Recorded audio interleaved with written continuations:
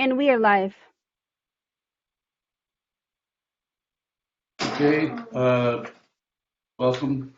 This is Michael Steinbacher. I'm the Vice Chair for the Delta Citizens Municipal Advisory Council.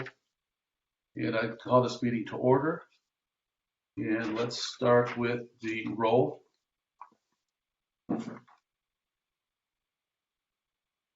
Would the clerk call the roll, please? Certainly. Member Baronic. Member Eddy. Member Papalardo.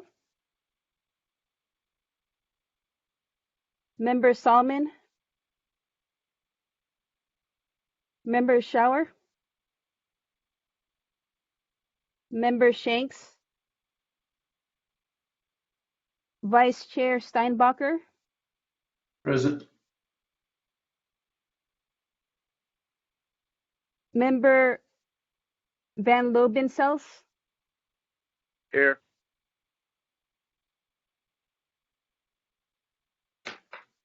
Member Wareham. Here. And Chair Labrie.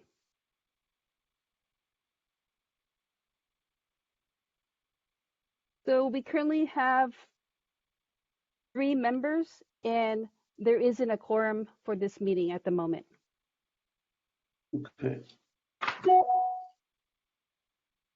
Member Solomon is here now. Oh, good evening, Member Solomon. Okay, we'll have you noted as present for today's meeting.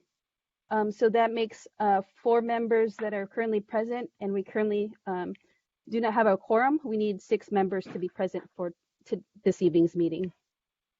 Okay, so we do not have a quorum. All right, moving forward, we'll have the pledge. I'll go ahead and recite the pledge.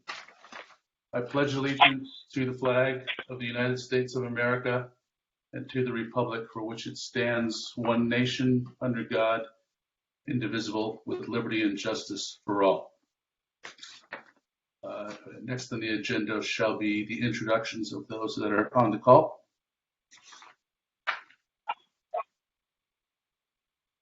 My name is Alma Munoz, and I'm the Assistant Clerk for the Clerk of the Board's office. Thank you, Alma. My name is Rochelle Rolanca. I'm Clerk of the Board, Clerk for this evening's meeting. Thank you, Rochelle. My name is Brad Lyons. I'm Deputy Clerk for the Clerk of the Board's office presenting. Thank you, Brad.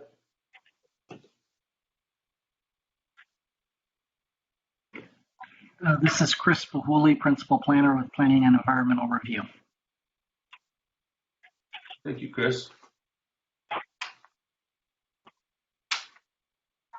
And so with that, we'll move to, is there any announcements that need to be made for the council right now? Hi, Vice Chair Steinbacher, if you would like, I could go ahead and read the announcement. Please. Okay, certainly. This meeting is live streamed and temporarily closed to in-person public participation. The clerk's office is in the process of hosting hybrid public meetings that will provide board members and members of the public with the option to participate in the meeting either in person or remotely. Thank you for your patience and support. To make a verbal comment at today's meeting, dial 916-875-2501 and follow the prompts. When the chair opens public comment for a specific agenda item or off-agenda matter, callers will be contacted by phone and transferred into the meeting to make their public comment. Written comments are always accepted. Send your email comment to boardclerk@saccounty.net, and your comment will be routed to the board and filed in the record. Vice Chair, would you like me to read item number 1, the informational item? Yes, please. Certainly. Item 1 is information relating to Senate Bill 9, SB 9, requirements to allow 2 primary dwellings on 1 parcel, to provide for ministerial processing of 2-lot tentative parcel maps, and to address expirations of tentative map approval.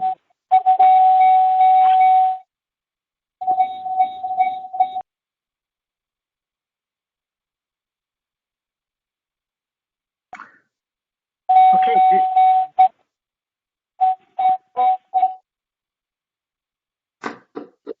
I'm sorry, Chairperson Steinwalker.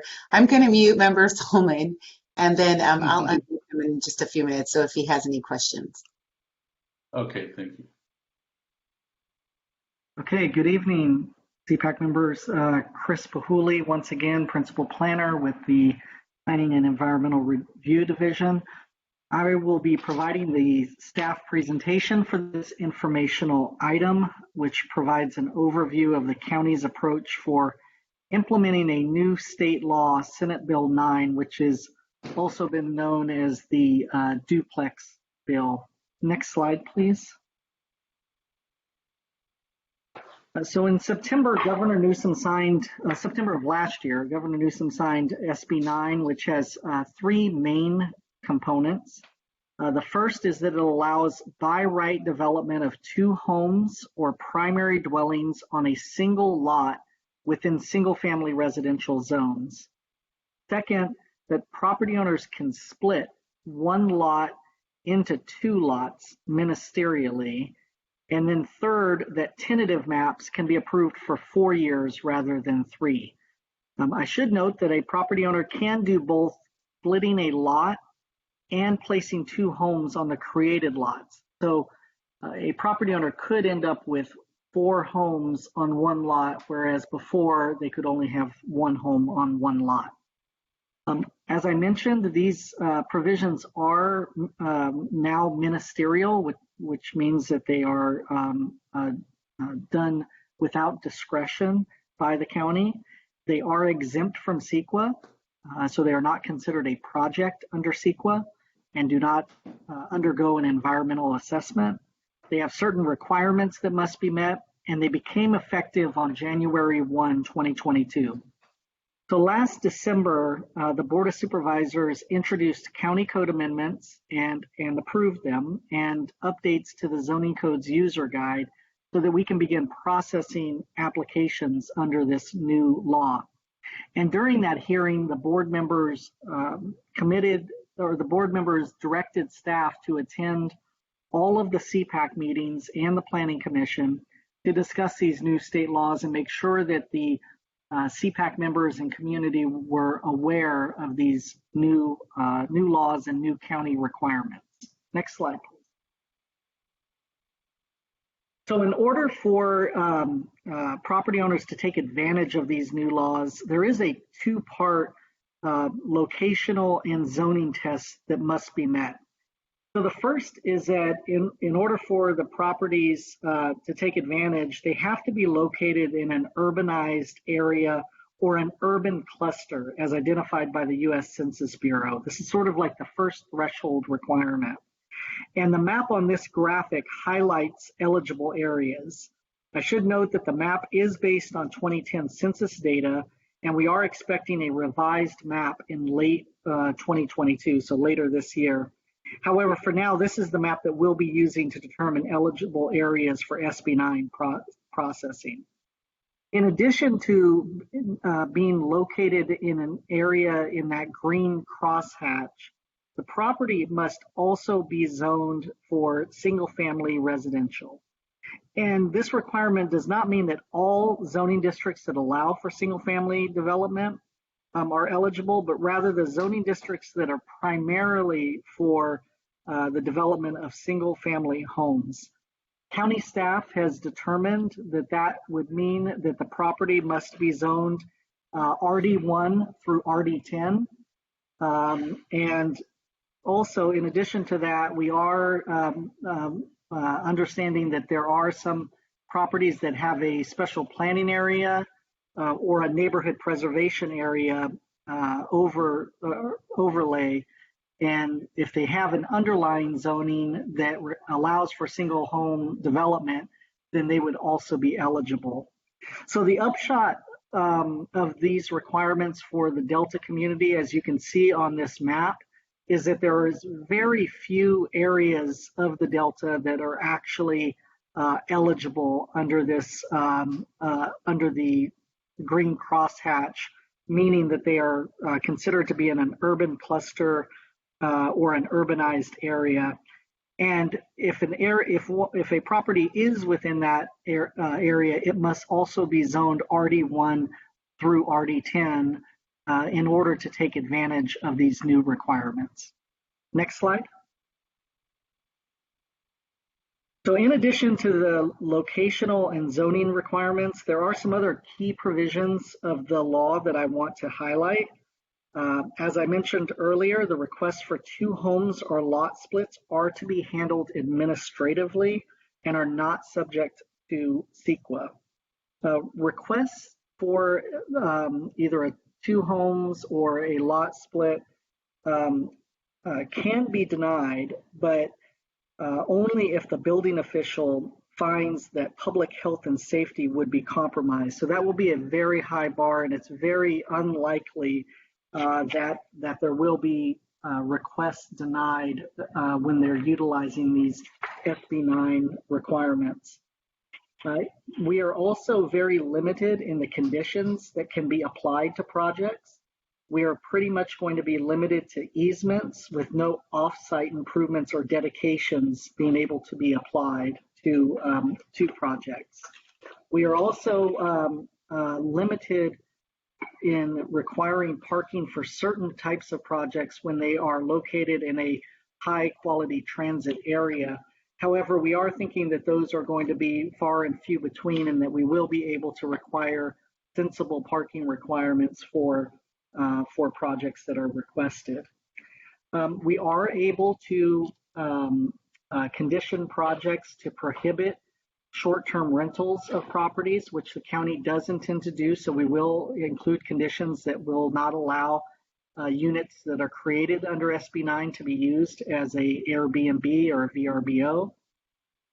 And then I also wanted to mention that the laws do drastically change the required development standards the county has codified in our zoning code.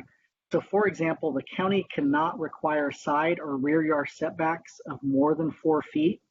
And for parcel splits, the minimum lot size now can be as small as 1,200 square feet.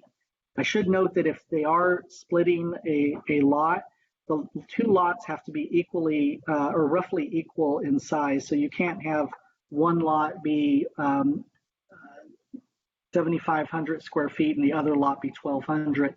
They have to be roughly equal in size. And then I also wanted to mention, as it applies to lot splits, the owner that's requesting the lot split must sign an affidavit indicating that they will live in one of the properties for a minimum of 3 years. Next slide. So I now want to walk through how staff is anticipating lot split requests being handled. We have begun to really field a number of requests about lot splits. We actually just got our first application in earlier today. And so again, this is going to be specific to lot splits. For 2 homes on 1 lot, those requests are going to move straight to the building permit process. There's not going to be any additional planning review or conditioning. So as I mentioned, for the lot splits, we are going to process them very similar to how we handle other parcel map applications. We have an SB9 specific application on our website, and it's available now. As I mentioned, we just received our first application. We also have frequently asked questions and a fact sheet on our website. So there's some good information on our website that provide more detail about these lot splits. We are going to, as I mentioned, process them very similar to parcel maps. So they're going to go through our typical project review committee process to make sure that county departments have reviewed the request and to ensure that there are no health and safety concerns with the project. And if there are some conditions that can be applied to a project, they will be done through that process. Based on board direction, surrounding property owners, similar to how we handle other parcel map requests, will be notified of applications that are submitted. Those would be property owners living within 500 feet of the requested lot split. And in addition to that, we will also be notifying CPAC members and providing a courtesy notice to CPAC members that an application has been filed. Finally, the difference in processing of these urban lot splits as opposed to parcel maps is that as a ministerial non-discretionary application, these requests will be considered by the planning director rather than the subdivision review committee, which is a public hearing. The appeal process for a urban lot split that is considered by the planning director would be by the planning commission doing business as the Board of Zoning Appeals. However, we think that the appeal process will be used very sparingly, given that the only entity with a standing, likely a standing to appeal a decision is going to be the applicant. And basically that will probably be because of a condition being applied that they don't believe is appropriate. Next slide, please. So regarding the request to build 2 homes on 1 lot, the county is intending to initially use our recently approved accessory dwelling unit development standards, as they generally seem to track with the law. However, I should say that we are waiting for state guidance, which could change this approach. And the reason that I say that is that the state law did not specifically state a maximum size for the second home on the property, but indicated that the minimum size needed to be at least 800 square feet. So therefore, our approach is currently to cap the maximum size of the second home. And with tracking with our ADU standards, that would mean that the maximum size of a second home on 1 lot would be 1,000 square feet, unless an applicant requested a discretionary permit to build up to a 1,200 square feet home.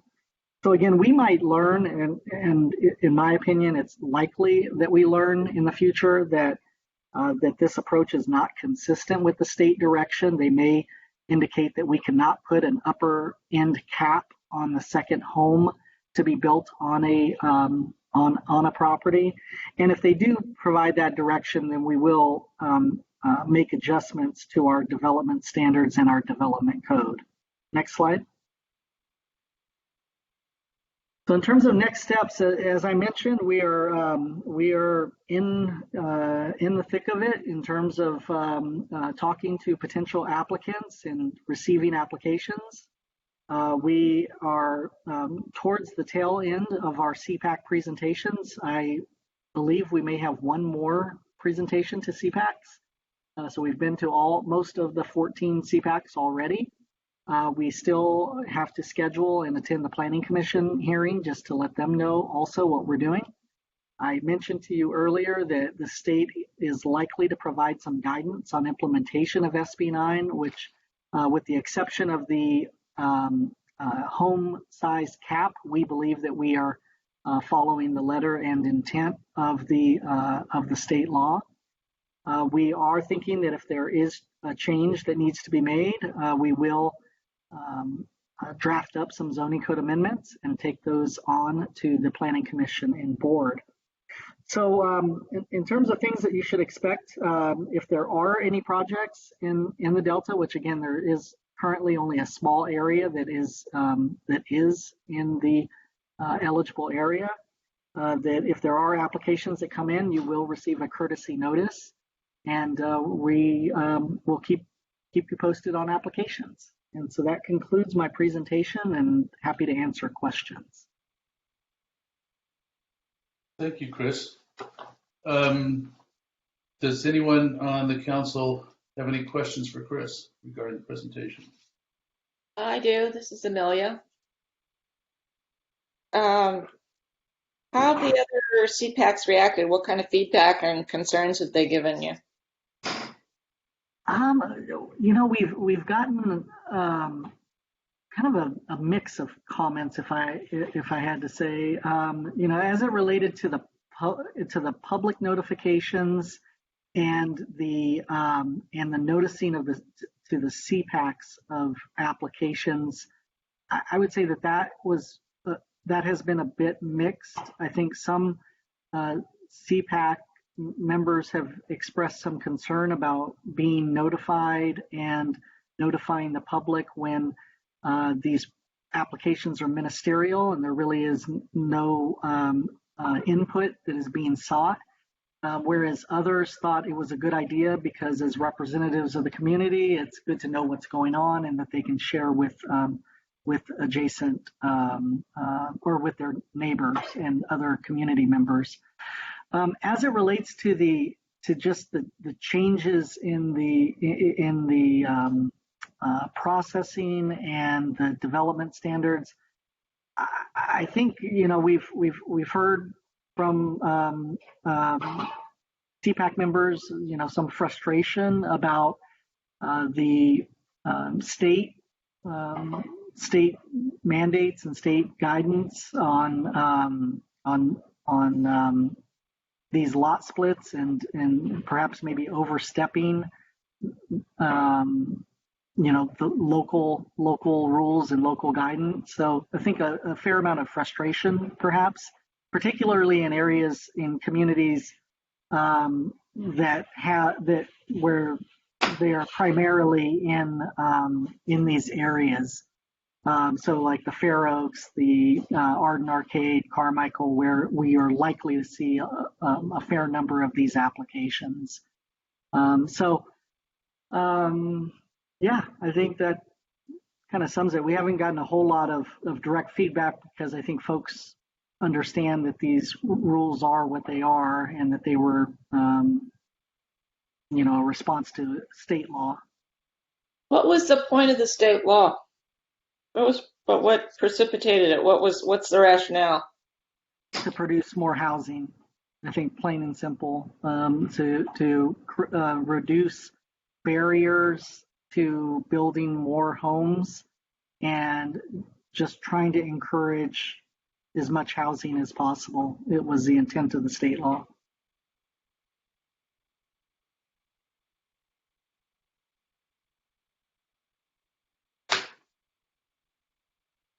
Does anyone else have any other questions, Chris? I have a couple of questions, Chris. This is Michael again. So I do experience that there's going to be some serious frustration for the individuals that will be directly affected by this, specifically if they had an open space and now all of a sudden they're going to be looking at a lot more rooftops. But quite frankly, I was just looking at your map and trying to look at what areas within the Delta community is this going to affect? Which areas actually fall under that zoning? I was trying to eyeball it too. If you want to go to Rochelle, I believe it's like 2 or maybe 3. 3, there you go. I was just trying to eyeball it too. It looks like maybe some portions of Freeport, maybe.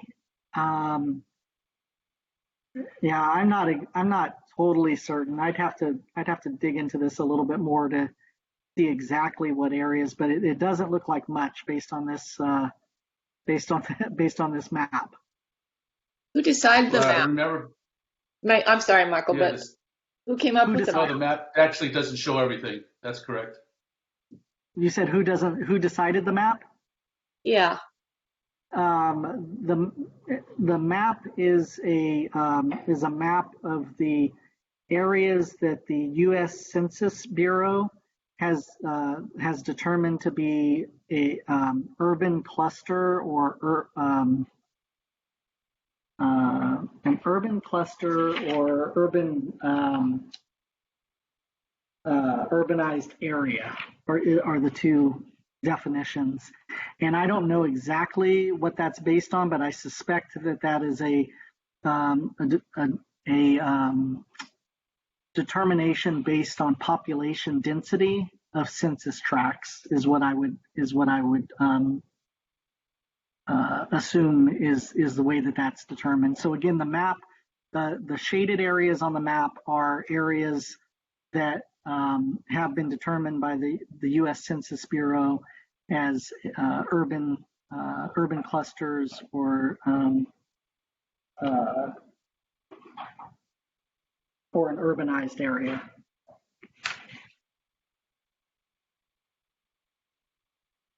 Which fall underneath, they would have to fall underneath the RD1 through RD10, though, correct?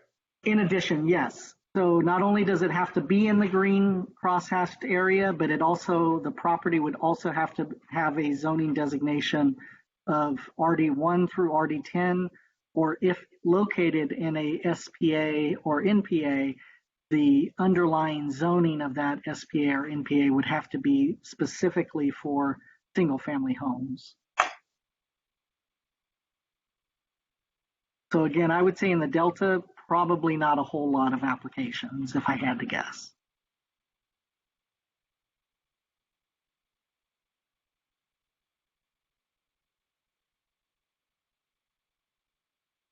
Yeah, I would, again, this is Michael. The only other comment I would make is probably some of the same things you've heard. Thank you very much for the presentation. Thank you very much for the information. Thank you very much for keeping us in the loop. But it seems like what impact or what effect does a council, a local area advisory council have at all in this process other than just giving their opinion? Would you say that's a fair assessment? That is exactly a fair assessment. Okay. Anybody else? Any other questions for Chris?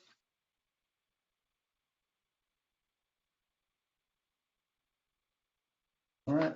Well, and I'm assuming, Chris, you still have to present this to the Planning Commission and the County Board, and then when they approve the zoning changes, this information will be publicized and followed up with all the CPACs again for what how they've changed.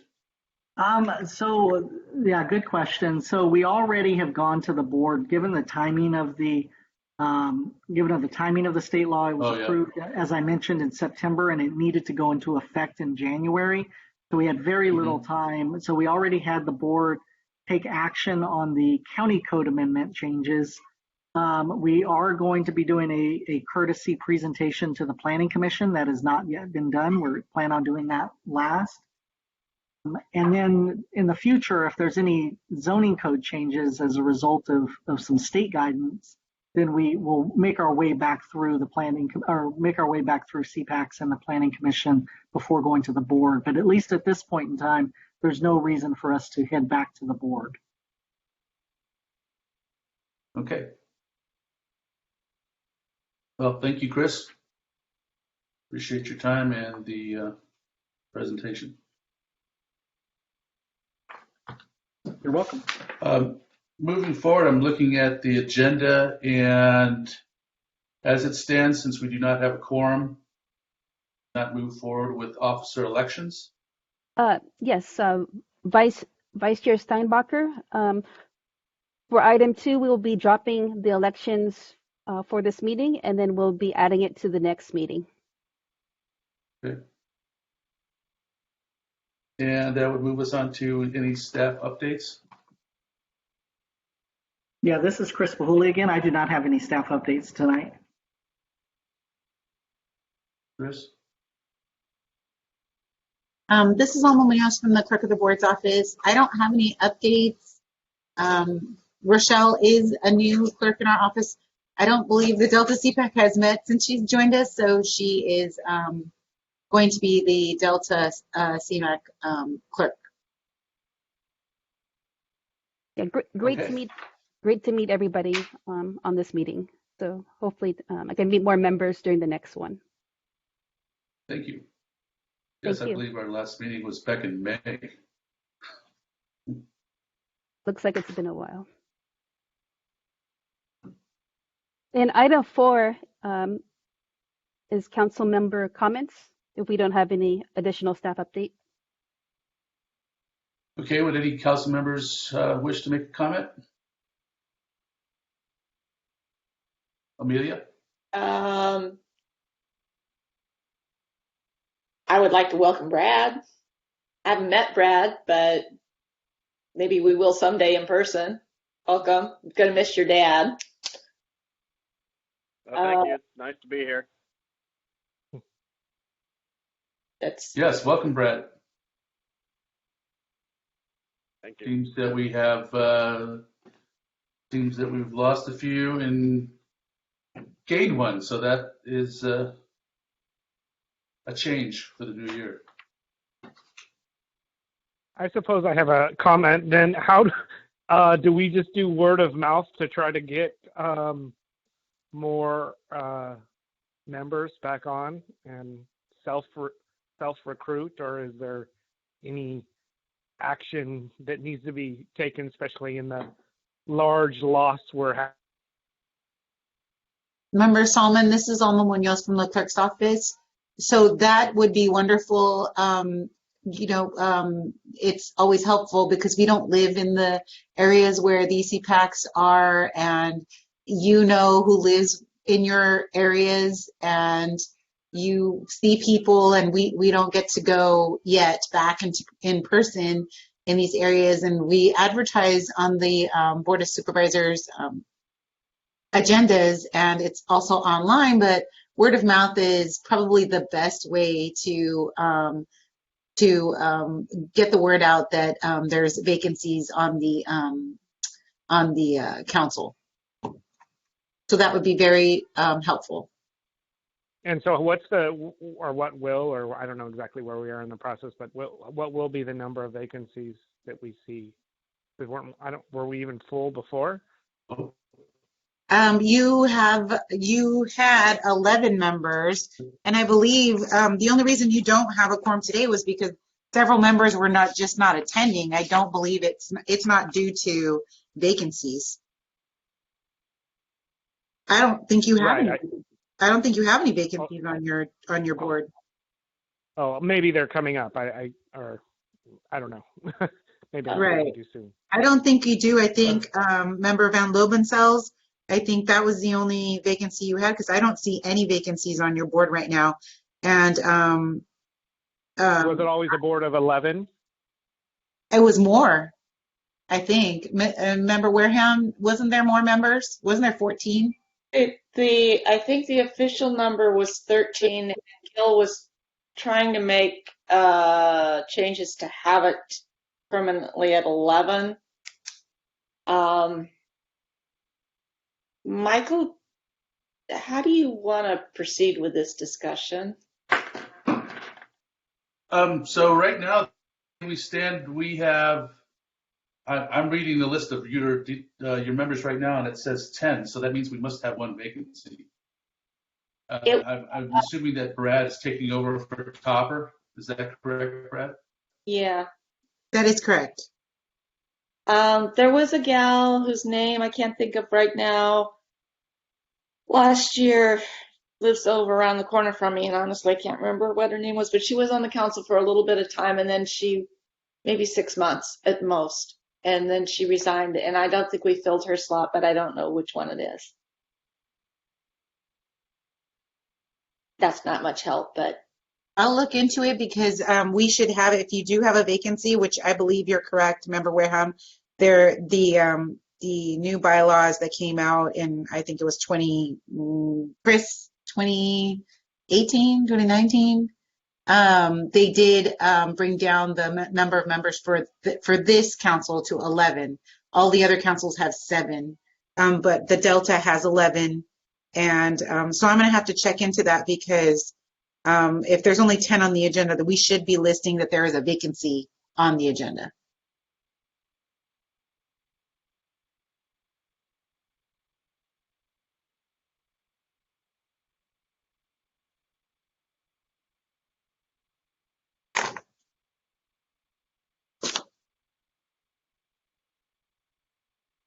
Are there any other questions regarding the membership?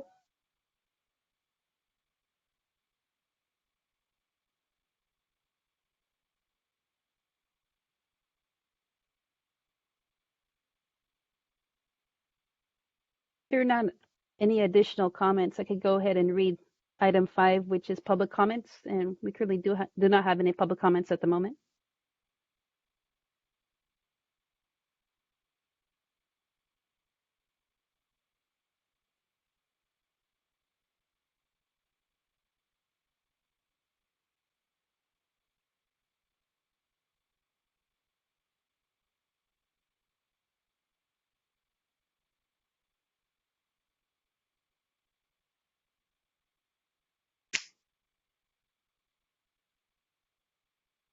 Hello, can you hear us? I do. Okay, just making sure, because I thought maybe something happened with the connection. Thank you. There is another phone number listed on the attendees, or not attendees, but presenters. I don't know who it I is. believe that's member Salmon. I think he fell off and then came back on. Yes, I'm on.